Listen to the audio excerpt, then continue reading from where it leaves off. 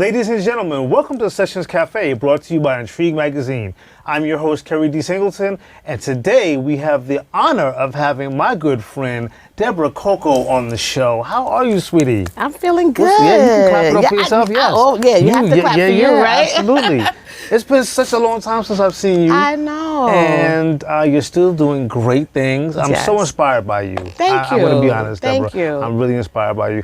I was honored to be a guest on your show a couple of years ago when I was promoting my poetry book. Yes. And now we had such a good time. I saw the pictures of us laughing. Yes. I had you falling good out. energy, good vibes always. You have to love what you do, right? Like you said, good That's vibes. my motto today. You have to love what you do. Amen. So. And so I'm having the pleasure of being able to provide this platform for all the great things you're doing. So again, thank you so much for being an inspiration to me, and welcome to Sessions Cafe. Now let's get to these cards. Thank you for the invitation. Yes. I appreciate it. Yes, I got all kinds of gossip. No, you know we don't do that here. Look, I need one of those kind of shows, but go ahead. Look. So you are born and bred New Yorker. Harlem and the Bronx, the whole HBO situation. Yeah. So a little less on the H and more on the BO, but yeah. So, Yes. but being a child of Harlem, that says a lot. You know, Harlem is the epicenter of African American and Black culture. Yes. And you represent the culture so well. What was, growing up in the Bronx, how did that inspire you to become so creative? I was totally inspired by the Bronx because at the time I was coming up, hip hop was just really starting, right? Yes. Little did I know I had DJs from the Fantasy 3, from different rap groups. I used to see Melly Mel. They used to come to the Bronx because Grandmaster Flash actually lived up the street from me. Wow, okay. So I used to see the legendary art, but there wasn't legendary at the time. They were just trying to figure it out. You know, they knew they loved to give their message on the mic and things like that. Kid Capri lived up the road for me. So I was always around music, and I was happy to see growing up I got to hear some of the latest, some of the greatest. Of course, KRS-One being from the Boogie Down Bronx. Yes, so ma'am. it was just like a heavy influential piece of what was going on at that time in my life. My father was a musician, so that kind of opened me up to wanting to entertain because I used to love being entertained by him. Right. And I used to see how every time he walked in the room, he just lit up the room. Like, no matter what he did, karaoke, singing, dancing, guitar, like, so I was like, ooh, I used to look around and like, wow. Like, I used to be like so inspired by him doing that. So, yeah. Wow, it was that's a dope. natural transgression for me. So. It was almost like he was destined to be in entertainment. Because my next question, of course, is let's talk about young Deborah. What was young Deborah like? What was young Deborah like? You'd be surprised. Growing up in the BX. You'd be surprised because I was very shy. You wouldn't believe it. You wouldn't believe it. As I got older, I challenged myself. Like I literally forced myself to step out of that, literally. So, yeah, when I first initially started the show, I did it on Blog Talk Radio because I was too shy to really stand in front of crowds. Wow, okay. Till after a year, my friends was like, come on. People have to see that smile. Like, people have to see your personality. Like, you cannot hide, at home doing a show. So that's how I stepped out. But, yeah, I really had, like, stage fright. Even though I was a tap dancer, I tap danced all around Carnegie Hall and, Madison Square Garden. I used to dance and tap and do ballet, but when it came to speaking, I used to be shy. Wow, yeah. I find that really hard to grasp because today, you are the Miss Microphone. Right. That's kind of right. wow. I'm That's giving the interesting. mic. You know what I'm saying? Right? Exactly. Yes. But I mean, evolution happens with everybody. People have said to me, "Oh, you're a natural." No. I'm this. Nobody who's born to do this. Hey. You know what I mean? You know what I mean? Right. It manifests in you. Yes. But that's interesting to know that you, of all people, one of my favorite. I used to live in the Bronx, and one of the places that's very important, at least for me, for education here in New York City, specifically in the Bronx, leaving college. Yes. And a bachelor's degree in mass communications and computer science. Yes. So you're not only talented, you're intelligent. Oh yeah. I have two MBAs. just kidding. I have I'm two just kidding. MBAs. Like Right. I have an MBA in education and business. Like I am an educator. Outside of this, I'm a high school math teacher. See, I was going to ask you. I didn't know that. Yeah, I'm a high school math. That's my regular. Wow. Yeah. So okay. Wow, really? And I'm terrible at math. Terrible. Like I could write all day, but 2 + 2 might be 6. Oh wow. If you ask me. Oh, I'm a numbers girl. Wow. Accounting, financial. Worked at the stock exchange for 15 years. Yeah. Yeah, I'm financial, but I always had this passion for public speaking, mass communications, reaching the masses, and just learning about how that works. Teaching in schools, like, what is that like? Because I know school, I mean, is much. I'm about to have my 30-something year high school reunion up in Boston nice. in August. Nice. Thank you. I'm actually the host. Oh, okay. Yeah. I would assume so. Right. How would you describe our educational environment in public schools now versus when you were a student? Oh, just the whole. That's a whole show. Yeah. But I'm just saying there are a lot of changes, technology-wise. The actual demographic of the students are different. Okay. Like I would be scared to do things in school because didn't want to have to hear my mother and father. Now you have a generation. It's like either they want to go to school or they just don't. Like, oh wow. Yeah, okay. Like no real in between. The parent. Yeah. You have to, but we have to invest. We have to put that in the children's minds. Like you have other opportunities. You have, this generation is different based on being online and seeing these movies. All of it kind of brings down our culture, so to speak. Absolutely. With the visual images that they get and what they think is cool versus what we thought was cool at the time. Yeah. Like we wanted to grow up and be doctors and educators or professionals. Right. And now they're like, I ask my students, they're like, well, I want to be a dancer, or I want to be TikTok famous, or whatever. I want to be an influencer. Yeah. So the mindset has totally changed. They have totally different goals than we did. So in terms of our future, like where do you? I'm gonna be honest with you. I mean, I've spoken at schools, here in New York City, career day, blah blah blah blah. But I'm kind of concerned to an extent, Deborah, about where we're going as a society based on some of the students that no shade to great students, but they always put me in front of the students that are expected to do well. They don't send me to classrooms when I do career days, for example, where the students are kind of, on their phones. And how do you feel about the future of our society based on the students in our school systems? I mean, I wouldn't say, again, it really depends on the environment that they grow up in, right? Okay. Their parents' involvement in their life, so many different factors. Different variables. And sometimes you have students that just need for you to say, hey, you can make it. You could take that student who's been in a gang or who watched his friend get shot or, they see so much more than what we did, Correct. Yeah. And we're dealing with students that have a lot more trauma and a lot more struggles in life.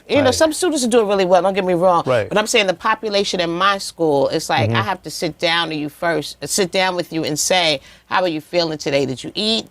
How's your parents? I got children that are in shelters, living in shelters. Right. And I'm talking about I need to teach you algebra to graduate. Right. They like, miss, I didn't eat in 2 days. Right. So we have to address those social factors first before we can sit down and get you ready for certain things, I mean, I'm a 9th grade teacher. I have students that I'm teaching that's on 3rd grade math level. Wow. That's on 2nd grade reading level. So how do you prepare the student in a year to be able to graduate and to get a algebra Regents diploma period when they're functioning so low? And your school is not offering them additional services to help them get up to speed. So these are challenges that we have as teachers. I didn't mean to interrupt you. Yeah, you kind of have to be an educator, a social worker, a couple of different things. Yes. Counselor. Wow. Okay, well, getting back to, that was deep. But that's good to, But it's real. I'm glad we said It's that. real. That's real, yeah. Getting back to the other side of Deborah Coco. And you started off early doing an internship at 106 in Park. Yes. Which era? Who? I was there with Free and AJ the last year. The best. The best. I was going to say that, right. I was there that last segment, last season when they left. Wow. Yeah, Okay. that was a really great time for me. And I also want to say that the gentleman that does all the Atlanta Housewives and all those shows, Carlos King, me and him interned together. Wow. And he stayed with it, and look at him now. He's a big media honcho, right? And I went back to the stock exchange, right, thinking I'm doing good. Right. I should have stayed with Carlos, okay? But you was going for the direct bag. Right. You was No, going for the direct I was bag. going for the you need to pay your mortgage today. Right. Them internships was paying minimum wage, Right. and it was guaranteed work 6 months out of the year. Right. You only worked as long as they were filming for the show. Sure, exactly. I got So you. Okay. I need to eat 12 months, not 6 months. Yeah. You know, like. What was it like working with AJ and Free? I know that Free, like myself, is from Boston. Yeah. Very sweet sister. Very. There, I don't want to. I have to just salute and agree with you that I believe that was the best era. Yeah. For BET's It 106 and was. Pop. What was it like working with them though? It was great because, first of all, we didn't find out to the end of the season that they were leaving. Oh, wow. So the Oh, whole so you had year, no it was clue. just a free for all. It was just like, and Wow. at that time, I was learning behind the scenes how to do real editing for a real television show, like Right. down to the second. Like, Right. So I was learning skills while I Right. was there. And in the meanwhile, I wasn't just working with the audience. Like that was my main thing. I was But gonna ask, behind yeah. the scenes, I was doing editing and things like that on the days that we weren't filming. Okay, wow. So that was great. And just to be in the room with Stephen Hill and a lot of other big board executives and hearing some decision making on who's going to be a guest, who's not, just different things. And I think I learned a lot from that experience. And then I went to Channel 13 and I learned about the sales Right, part, okay. like the shows with the most ratings, they get the highest paid, sponsorships Right. and things of that nature. So doing internships in college and those are really important. Absolutely. Before you get into a field, you can really get some valuable advice. I know nowadays people just go on YouTube, look things up, and it's like, yeah, I'm a DJ Right. or whatever. Right. But you need to take those steps. I think it really helps. And that's interesting. You and I have something in common. What? My first internship was at a radio station in Boston. Okay. The radio station was called WILD. It was an AM station, but it was the Okay. only R&B station we had. So literally, it was sun up, sun down. When the sun was up, the station was on. When the sun was down. And wintertime, it went off at 4 p.m. My boss, the station manager, was Stephen Hill. Before Is that BET. before BET? Yes. Wow. Yeah. And he was a hard boss. He's tough. He was a He was hard tough. boss. And I respected it. Everybody at the radio station feared this man. I'm telling you. So He can't that's- make you fear him. I yeah. get it. So he recently got married to Shantae Moore. So congratulations. Yes, to them. I saw that. I'm so happy for him.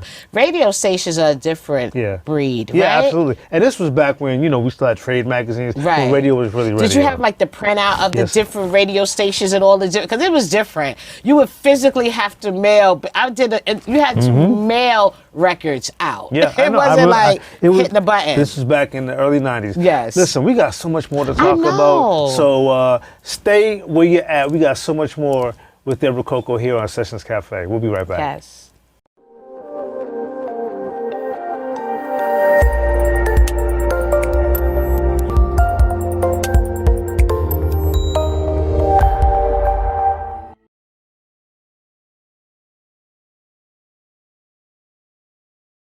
And we're back here on Sessions Cafe TV show with the lovely Deborah Coco on the couch. Thank you. And it's comfy too. It's comfy. Yeah, it looks comfortable. Yeah, it's my chair comfortable. is, I'm feeling interesting, but whatever. It is what it is.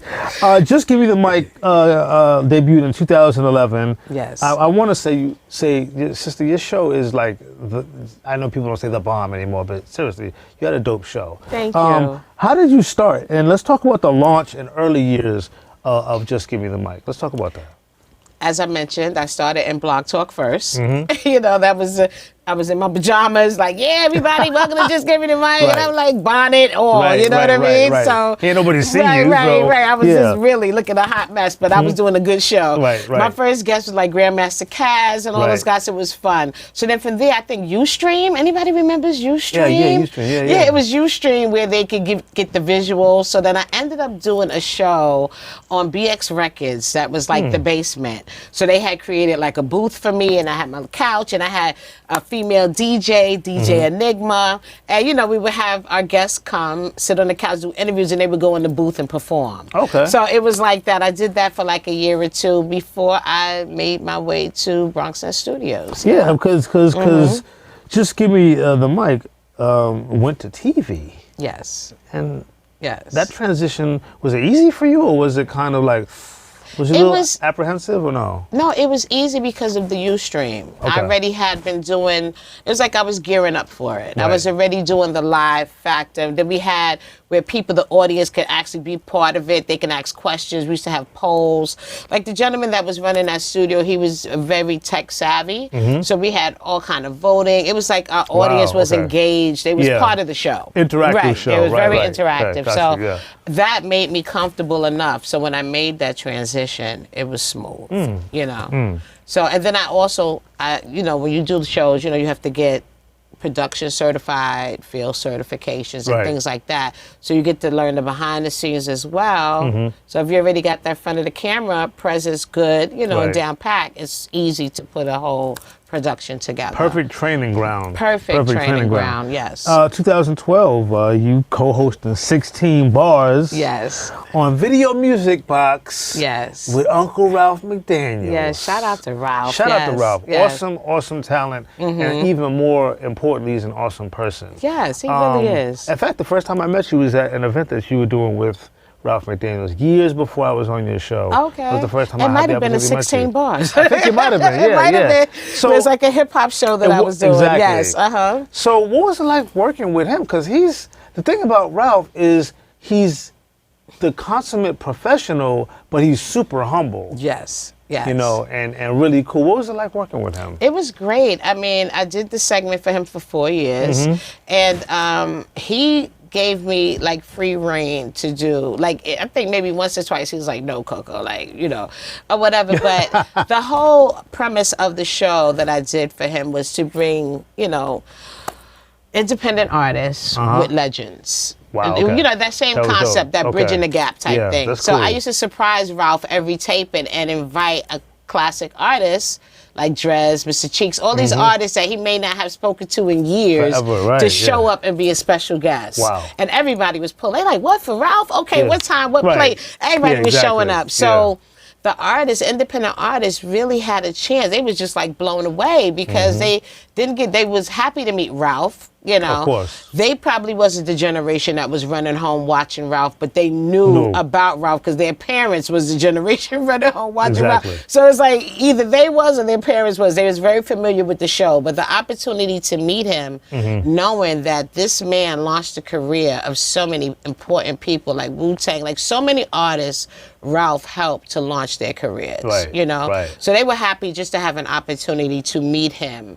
And then and the double plus to it was the special guest showing up. So it's been great. Ralph was like, he totally trusts me and everything. And I still work with him to this day.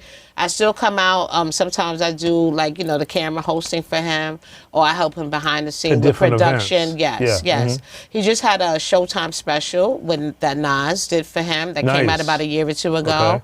And it was Diddy, Jay-Z. It was a lot of people on it talking about his life and his career and the impact that he's made, because a lot of people don't know all of the things that he did. Yeah, we definitely need to be giving him whose careers he his launched. flowers. Yes. To hell with that. We need to be giving him a rose garden. Right. Yeah, he's actually being honored at the Sitter Awards in Queens in September.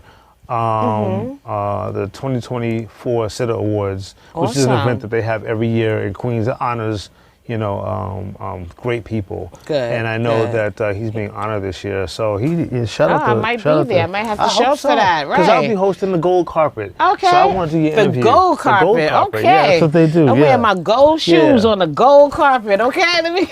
and they be looking real dapper. I can imagine. Yeah. We need to get dressed up more and come out, show them what we're working with. Right. I'm just kidding. What did you learn from Ralph McDaniels? What is one of the key things that you have, I don't want to say learned, but you have learned from working with that brother? I think Ralph was just coming home every day and watching his style. How he used to just step into a crowd and get shout outs and things like that. Planning, production, professionalism on the mic. You know, just watching the way he handles situations. I would like to say that I have kind of like the same energy, like, you know, not that I'm trying to copy his energy, but I always felt like I kind of related to the same kind of vibe. Like when we was doing 16 bars, walking around getting shout outs, and it's a special element when you show up to a Video Music Box taping event. It's like geared towards people who love the culture, not just the song of the artist. It's the culture of hip hop. And I like to feel like I feel very good that I had an opportunity to, one, represent that with him, be a part of his legacy, and just to learn from one of the best and most respected men in the game. So. And that's that part. The fact that he's, you know, so well respected across the board. You know, for everything that he's done for the culture, that speaks volumes. Now you've written articles. I know you said you're a mathematician. You're a math whiz. Yes. And most people seem to be one or the other. My mother's one of those people who's awesome at math and awesome at writing. I told you I'm not one of those people. Like That's you. Yeah. So you've written articles for Feds magazine. Look, first, let's talk about that. What? Writing for that was interesting. I mean, they put me in charge of the new artists. Okay. So at the time, I think it was Cardi B was just coming out. Little Uzi Vert was just coming out. 21 Savage was just, so I wrote those articles, which I found interesting because, you know, half of them didn't live in New York, the ones that I were assigned to. So it wasn't like I could call up somebody and be like, yo, you know, I don't know nobody that knew 21 Savage when he came out, exactly. you know? But I had to put my, you know, my research skills into play. Absolutely. And it was fun. It was definitely fun doing that and having people read it and give good feedback, you know? Right. Yeah. Right. I mean, I myself am a writer and the president of Intrigue magazine, and I love kind of digging in, you know, when you get an assignment to write about an individual, because you really get to learn this person, and you learn a lot about them, you know, that you wouldn't otherwise know. And, you wouldn't pay attention to try to find out. Right. Or when they pass away, you'd be like, oh, let me look them up now. I didn't notice. That's how I do. I mean, I'm sorry to say, which is very bad, but a lot of times I don't hear about a lot of artists until something bad happens. Right, exactly. And then I look and I'm like, damn, I wish I would have followed him. You know? And it is important because our artists, you know, our favorite artists in the culture, you know, they bring so much more to the table, and oftentimes than just their music. Right. And it's important that we, you know, can highlight get to know them as an entire person. Are you trying to get into acting too? I have been acting. You know, we was talking right before the show, right, about rebranding and reinventing yourself, right? Like you had your show, did your you did a radio station, magazine, now TV show, right? When you are creative, you always try to find ways to evolve, right? Because there's so many lanes within this industry to try, right? Absolutely. Right, so I felt that way. I mean, I was doing interviews, and I'm like, gosh, I feel like I'm always, you know, running around and doing things for other people, but like, how can I grow, you know? How can you reinvent yourself? Myself, where I don't have to rely on, oh, if my guests don't show up, I can't do a show. Right, you know, like, what can I do where I hold myself to those same standards, you know? Absolutely. And for the past 3-4 years, I've been acting. I've been doing multiple projects, comedy, playing parents. I play gangster on Juicy web series. Like, you'll see me. I'm very diversified. Okay. So, have about 5 projects coming out on Tubi. I have about 5 or 6 projects out right now on Tubi. Damn, so, you got time to come hang out on the couch. Of course. I always make time for my peoples, you know? Yeah. Thank you. What kind of, is it that what kind of acting do you think you would most enjoy if you had a choice to do, if only you had a choice to do theater, film, or TV? I know that's a difficult one. Tough. Yeah. Because they're different. They're so different. It is. I mean, I love film, but I would like to do something in theater. Okay. Yeah. It's more demanding because exactly. You know, just the feel that you get that energy from the audience, you know. But I do like with film lives on forever. That's true. You know. That's true. Yeah. Yeah. Somebody could be sitting here, and somebody could be in Africa watching the same movie. Right. That's what I love. Right. The reach of it. You know. I got a hard question for you. Hard? Well, I gave you an opportunity to look at the questions.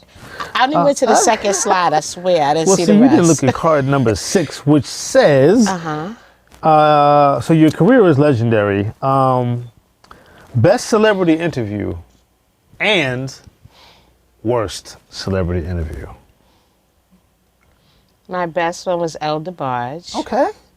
That was my best. He made me feel like I was family. Dope. Yeah. Dope. And Uh-oh. my worst one, I would say, was R. Kelly. Oh. You know what's interesting? That's my worst one, because I couldn't get him to sit still. You There know was what? so much going on. Not to his fault. Right. You know what I mean? Well, you know what's interesting? Mike Shannon. Are you familiar with Mike Shannon? Yeah. Very good friend of mine. I've asked him the same question. R. Kelly was his worst celebrity interview as well. Yeah. And no, you know, Yeah. I don't want to say, you know. Well, I'm just saying. But it it's was just, it could have been where we were at, yeah, too. it's You know? different. People have good days and bad days. You Right. know, I'll say that I don't know who my best was. And Fantasia's up there with The best? yeah. Good, Because she's good, a good, sweetheart. good. Yeah, What y'all yeah. see online Right. is her. Is her. She's a sweetheart. Yeah. Yeah. Yeah. I mean, I've been asked who's my best and who's my worst, and You can't think of a best? I can't because there's a lot of them. I There's know. Melba Moore, Melissa Morgan, High Five. Right, There's right. very long list. But my Right. worst celebrity interview, I saw you at a high five event. Yeah, those we are my were doing boys. interviews. Yeah, those are my boys. Yeah, I they love they them they too. dope. They make you feel like you're part They of do. the family. Yeah, they do. But I can't think of who my worst would be. But it would probably be somebody who was just giving me one word answers. Right. You know, and That is it the made me worst. feel like I had to pull teeth. So you know. Before we go, Hip Hop 2024. Yes.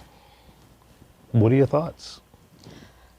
I love hip hop. Okay. Like I was always one of those type of people. People like, oh, this artist is whack. This artist. I just feel like music is a form of expression. How could you tell somebody that you may not take to, you may not like it, Right. you may not have the musical ear for it. But Right. I never had that in me to tell an artist that. And I just hope that it continues to grow. I hope it continues to get positive, stay on a positive route. Right. And that we make the right choices and decisions when we, think about how I would like more artists to think about how they influence the masses. right, yeah. Right. Yes, ma'am. Just think about the impact that you're making, that you're not just making a song for your homeboys and your friends. You part, know? right. You're making it and other people are watching Right, it, you right. know? Give us your contact info and give me your word that you'll come back. Okay. Yes. Yes to both. Okay. Okay. That's number one. Okay. My contact, I'm Deborah Coco on everything. Just give me the mic on everything. I have YouTube page, Deborah Coco 1407. Just follow me, Support my movies on Tubi. Shout out to all the directors. I want to say thank you for everybody that gave me the opportunity to work with them and show some range and cry and laugh and dance. And thank you for having me as a guest on your show. This has been real chill. I don't have no funky glasses like him, though. I'm just going to put that out there. Yeah. Maybe next time when I show up, I have me some glasses. Sitting right but here. shout out, Yeah. yes, Yeah. shout out to you. Yeah, And thank you. congratulations to you and your show, your third season. Thank you yes, very much. clap it up Thank for you you. very much. And I Thank can't you. wait to see Thank you. this year. Thank you so much, sweetie. Sessions Sessions Cafe, y'all. Cafe. Yes. Yeah. Thank you so much, Deborah Coco. And as she said, it's a Sessions Cafe TV show. See you next time.